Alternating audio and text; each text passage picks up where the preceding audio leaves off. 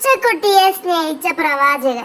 ഒരു ദിവസം പ്രവാചകൻ മുഹമ്മദ് നബി സല്ലല്ലാഹു അലൈഹി വസല്ലം തന്റെ പള്ളിയിൽ അനുജന്മാരോടൊപ്പം ഇരുന്ന് സംസാരിക്കുകയായിരുന്നു.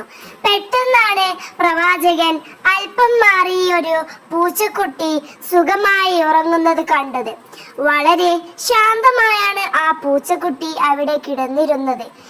എല്ലാവരും പ്രവാചകന്റെ വാക്കുകൾ ശ്രദ്ധിച്ചു കേട്ടുകൊണ്ടിരിക്കുകയായിരുന്നു. കുറെ സമയം കഴിഞ്ഞപ്പോൾ പ്രവാചകന് അവിടെ നിന്നും എഴുന്നേറ്റു പോകേണ്ട സമയമായി.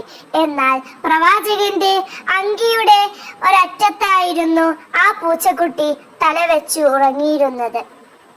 പൂച്ചക്കുട്ടിയെ എടുത്തു മാറ്റിയാൽ അതിന്റെ ഉറക്കം നഷ്ടപ്പെടുമല്ലോ എന്ന് അവിടുന്ന് ചിന്തിച്ചു. അതുകൊണ്ട് ആ പൂച്ചക്കുട്ടിയെ ശല്യപ്പെടുത്താതെ പ്രവാചകൻ എന്തു ചെയ്തു എന്ന് അറിയാമോ? തന്റെ കയ്യിലുണ്ടായിരുന്ന ചെറിയ കത്രികയെടുത്ത് പൂച്ചക്കുട്ടി കിടന്ന ഭാഗത്തെ വസ്ത്രമെല്ലെ മുറിച്ചു മാറ്റി. എന്നിട്ട് പ്രവാചകൻ ആ പൂച്ചക്കുട്ടിയെ ഉണർത്താതെ പതുക്കെ എഴുന്നേറ്റു പോയി.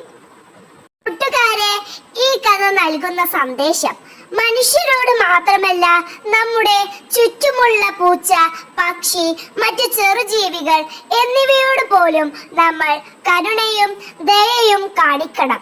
നബിദിനത്തിൽ നമ്മൾ മാതൃകയാക്കേണ്ടത് പ്രവാചകന്റെ ഇത്തരം സ്നേഹനിർഭരമായ പ്രവർത്തികളെയാണ്.